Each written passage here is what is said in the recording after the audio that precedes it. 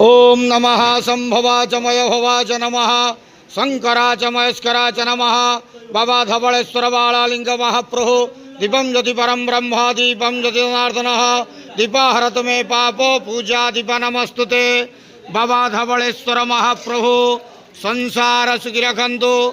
आज शुभ शनिवार रे समस्त श्रद्धालु भक्त मानक आश्रीपद करंतु, मनस्कामना पूर्ण करंतु, कर्म क्षेत्र उन्नति करंतु, ग्रहरिष्ठ खंडन करंतु, जगतर मंगल करंतु, विश्वर कल्याण करंतु, आपणकर नाम प्रकाश करंतु, सेवकर डाक श्रवण करंतु, समस्त गुआवसा भक्त मानकर मनस्कामना पूर्ण करंतु।